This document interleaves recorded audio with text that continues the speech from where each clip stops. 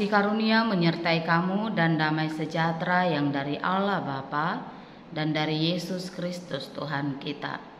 Amin. Saudara-saudari yang terkasih di dalam nama Tuhan Yesus Kristus, firman Tuhan yang menjadi renungan untuk kita pada hari ini yang tertulis di dalam kitab Injil Matius pasal 5 ayat 46, demikian firman Tuhan. Apabila kamu mengasihi orang yang mengasihi kamu, apakah upahmu?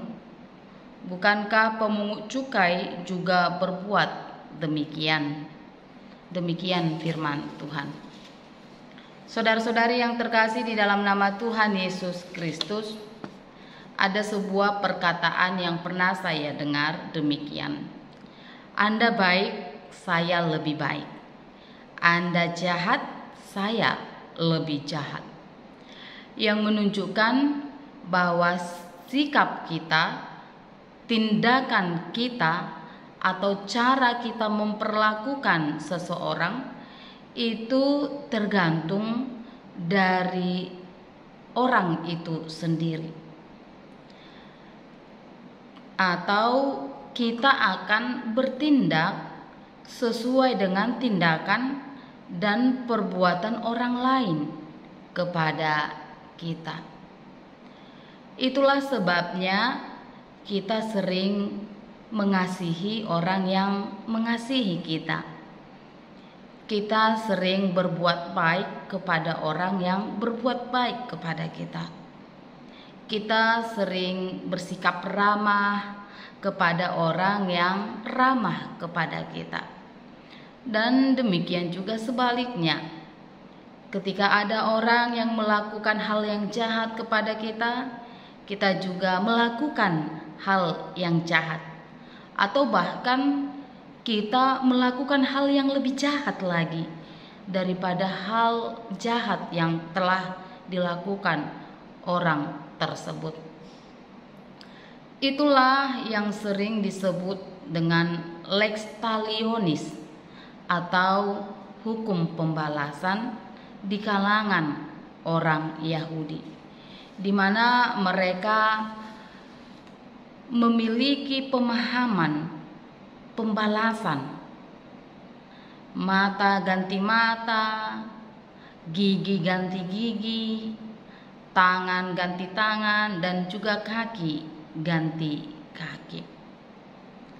Saudara-saudari yang terkasih di dalam nama Tuhan Yesus Kristus, firman Tuhan bagi kita hari ini merupakan bagian dari khotbah Yesus di bukit, di mana Yesus mengajarkan orang-orang percaya bagaimana seharusnya kehidupan pribadi yang Kristiani.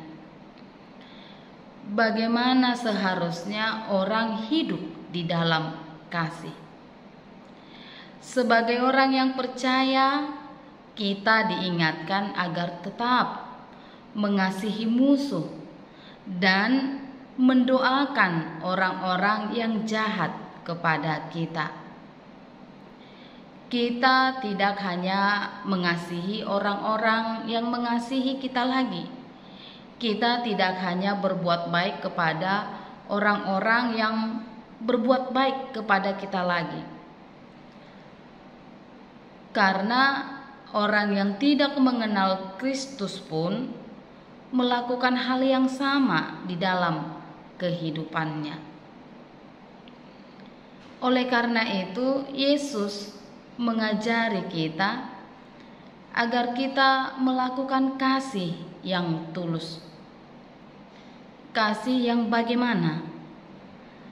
Kasih yang melakukan kebaikan yang tak mengenal akhir. Kasih yang kebaikan hati yang tak kenal batas.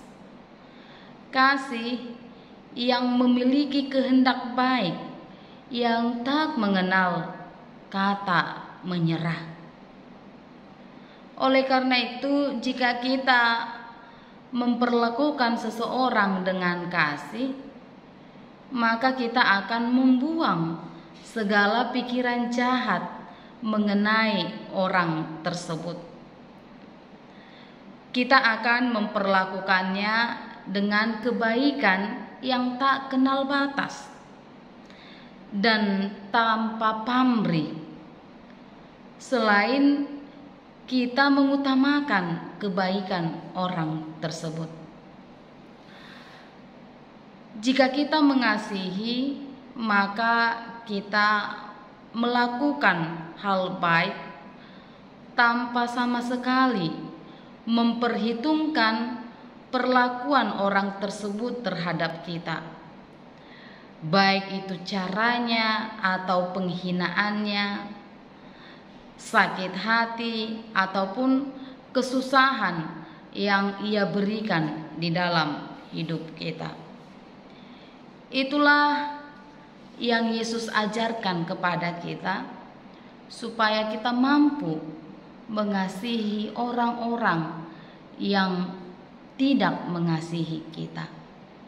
Karena kasih bukan terletak atau bukan didasarkan pada orang lain, tetapi kasih didasarkan kepada kasih Kristus yang melayakkan kita untuk melakukannya di dalam kehidupan sehari-hari. Amin, kita berdoa. Sungguh kami bersyukur ya Allah Bapa yang Maha Kasih, di mana Engkau telah mengasihi kami dengan begitu sempurna melalui Kristus Yesus yang rela mati untuk kami orang-orang berdosa, tanpa memiliki batas, tanpa ada kata menyerah. Yesus dengan sepenuh hatinya memberikan nyawanya untuk kami yang dikasihinya. Oleh karena itu Tuhan, ajari juga kami, agar kami juga mampu memberikan kasih yang telah kami peroleh dari Kristus, supaya kami boleh mengasihi orang-orang yang mengasihi kami, dan kami juga mengasihi orang-orang yang menyakiti kami. Terpujilah Engkau Tuhan, di dalam nama Yesus Kristus kami berdoa. Amin. Selamat beraktivitas saudara-saudari. Tuhan Yesus memberkati. Horas.